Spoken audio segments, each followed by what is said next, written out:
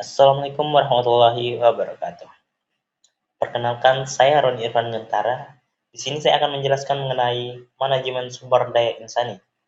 Ada beberapa topik yang akan saya bahas. Yang pertama yaitu konsep dan prinsip dasar manajemen dalam perspektif Islam. Untuk bagian awalnya yaitu pengertian manajemen dalam perspektif Islam. Manajemen adalah proses perencanaan, pengorganisasian, pelaksanaan, dan pengawasan terhadap berbagai sumber daya yang dimiliki untuk mencapai tujuan secara efektif dan efisien. Dalam perspektif Islam, manajemen tidak hanya berorientasi pada pencapaian tujuan duniawi, tetapi juga memperhatikan nilai-nilai spiritual dan moral yang sesuai dengan ajaran Islam. Berikutnya adalah prinsip-prinsip dasar manajemen dalam perspektif Islam. Yang pertama ada prinsip tauhid. Tauhid merupakan prinsip utama dalam Islam yang menegaskan bahwa segala aktivitas manusia harus dilandasi dengan keimanan kepada Allah Subhanahu wa taala. Yang artinya dalam manajemen prinsip tauhid mengajarkan bahwa segala pekerjaan dilakukan sebagai bentuk ibadah kepada Allah Subhanahu wa taala. Lalu prinsip yang kedua, prinsip amanah. Amanah berarti dapat dipercaya dan bertanggung jawab dalam menjalankan tugas yang diberikan. Lalu prinsip yang ketiga yaitu prinsip keadilan atau adil. Keadilan merupakan prinsip penting dalam manajemen Islam. Seorang pemimpin harus bersikap adil dalam mengambil keputusan dalam memperlakukan anggota. Lalu prinsip yang keempat yaitu prinsip musyawarah. Musyawarah merupakan proses pengambilan keputusan melalui diskusi bersama untuk mencapai kesepakatan yang terbaik. Prinsip yang kelima yaitu prinsip tanggung jawab. Setiap pemimpin maupun anggota memiliki tanggung jawab terhadap tugas yang diberikan. Lalu topik yang berikutnya yaitu implementasi maqasid syariah dalam praktek bisnis modern. Seperti biasa kita mulai dari pengertiannya. Pengertian maqasid syariah. Secara bahasa maqasid syariah berasal dari dua kata, yaitu maqasid yang berarti tujuan atau maksud, dan syariah yang berarti hukum atau aturan yang ditetapkan oleh Allah Subhanahu wa taala bagi umat manusia. Lalu secara istilah, maqasid syariah dapat diartikan sebagai tujuan-tujuan yang ingin dicapai oleh hukum Islam dalam rangka mewujudkan kemaslahatan dan kesejahteraan bagi manusia di dunia dan di akhirat. Implementasi maqasid syariah dalam praktik bisnis modern.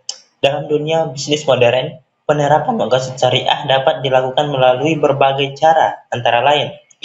Yang pertama, penerapan sistem keuangan syariah.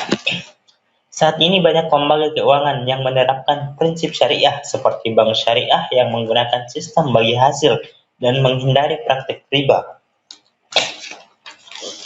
Lalu praktik bisnis yang jujur dalam transparan. Perusahaan harus memberikan informasi yang jelas mengenai kualitas produk, harga, serta manfaat produk yang dijual agar konsumen merasa tidak dirugikan. Lalu poin yang ketiga yaitu perlindungan terhadap konsumen. Produk yang dihasilkan harus aman, berkualitas, serta tidak membahayakan kesehatan konsumen. Berikutnya ada kesejahteraan karyawan. Perusahaan harus memberikan upah yang layak serta menciptakan lingkungan kerja yang baik bagi karyawan. Lalu poin yang kelima, tanggung jawab sosial perusahaan. Banyak perusahaan modern yang menerapkan program corporate social responsibility seperti bantuan sosial, pendidikan, serta kegiatan lingkungan. Lalu poin yang keenam, kepedulian terhadap lingkungan. Dalam konsep maqasid syariah, menjaga lingkungan juga merupakan bagian dari tanggung jawab manusia sebagai khalifah di muka bumi. Lalu topik yang ketiga yaitu etika bisnis Islam sebagai landasan keunggulan kompetitif.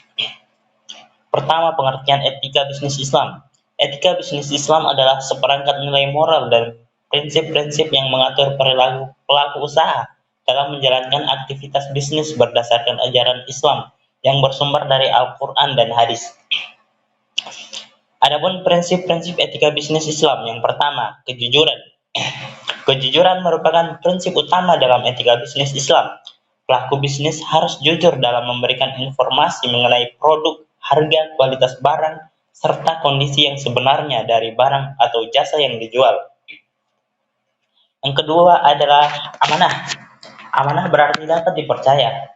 Dalam menjalankan tanggung jawab dalam konteks bisnis, amanah berarti pelaku usaha harus menjalankan transaksi secara jujur, memenuhi janji, serta menjaga kepercayaan yang diberikan oleh konsumen maupun mitra usaha.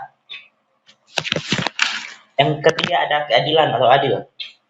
Keadilan merupakan prinsip penting dalam etika bisnis Islam. Pelaku usaha harus memperlakukan semua pihak. Poin yang keempat, ada transparansi. Transparansi dalam bisnis berarti memberikan informasi yang jelas dan terbuka mengenai produk atau jasa yang ditawarkan. Poin yang kelima, tanggung jawab sosial. Etika bisnis Islam tidak hanya menekankan pada keuntungan individu, tetapi juga pada tanggung jawab sosial terhadap masyarakat dan lingkungannya. Berikut etika bisnis Islam sebagai landasan keunggulan kompetitif. Keunggulan kompetitif merupakan kemampuan suatu perusahaan untuk memiliki nilai lebih dibandingkan pesaingnya sehingga mampu memenangkan persaingan di pasar. Etika bisnis Islam dapat menekankan nilai-nilai moral yang dapat meningkatkan kepercayaan dan loyalitas pelanggan. Pertama, etika bisnis Islam dapat meningkatkan kepercayaan konsumen karena konsumen cenderung memilih perusahaan yang jujur dan dapat dipercaya. Kedua, penerapan etika bisnis Islam dapat membangun citra perusahaan yang positif. Dan yang ketiga, etika bisnis Islam dapat menciptakan hubungan yang harmonis antara perusahaan dengan karyawan dan mitra usaha. Dan yang terakhir, yaitu yang keempat, etika bisnis Islam dapat mendukung keberlanjutan bisnis dalam jangka panjang. Lalu topik yang berikutnya ada strategi pemasaran syariah di era digital dan manajemen operasional dalam perspektif syariah. Strategi pemasaran syariah di era digital. Strategi pemasaran di era digital adalah proses perencanaan, melaksanakan, dan mengendalikan kegiatan pemasaran melalui media digital yang didasarkan pada prinsip-prinsip syariat Islam. Tujuan pemasaran syariah. Yang pertama, mencapai keuntungan yang halal dan berkah. Pemasaran syariah bertujuan untuk memperoleh keuntungan dari kegiatan bisnis dengan cara yang sesuai aturan Islam.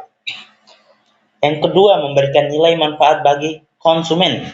Dalam pemasaran syariat, produk atau jasa yang ditawarkan harus memberikan manfaat yang nyata bagi konsumen. Yang ketiga, menjalankan bisnis sesuai dengan etika dan nilai-nilai Islam. Tujuan lainnya adalah menjalankan kegiatan bisnis dengan menerapkan nilai-nilai Islam seperti kejujuran, amanah, keadilan, dan tanggung jawab. Materi yang berikutnya mengenai manajemen sumber daya insani berbasis nilai-nilai syariah. Seperti biasa kita mulai dari pengertiannya. Pengertian manajemen sumber daya insani adalah proses pengelolaan tenaga kerja yang dilakukan berdasarkan prinsip-prinsip syariah Islam dengan tujuan mencapai keberhasilan organisasi sekaligus memperoleh ridha Allah Subhanahu wa taala. Prinsip-prinsip manajemen sumber daya insani berbasis nilai-nilai syariah. Yang pertama, tauhid. Prinsip tauhid mengesankan bahwa seluruh aktivitas kerja diniatkan sebagai bentuk ibadah kepada Allah Subhanahu wa taala. Yang kedua, amanah. Amanah berarti dapat dipercaya dalam menjalankan tugas. Dalam organisasi, amanah mencakup tanggung jawab terhadap pekerjaan, waktu, fasilitas, dan kepercayaan yang diberikan. Yang ketiga, keadilan. Keadilan merupakan prinsip utama dalam pengelolaan sumber daya insani. Setiap karyawan berhak mendapatkan perlakuan yang adil, baik dalam pembagian tugas, pemberian upah, maupun evaluasi kinerja. Yang keempat, ihsan. Ihsan berarti bekerja dengan sebaik-baiknya dan penuh kesungguhan. Prinsip ini mendorong peningkatan kualitas. Dan untuk poin yang terakhir adalah ukhuwah. Ukhuwah menciptakan hubungan kerja yang harmonis dan saling menghormati. Dalam organisasi syariah, hubungan antar pegawai tidak semata hubungan formal, tetapi juga hubungan persaudaraan yang dilandasi nilai moral.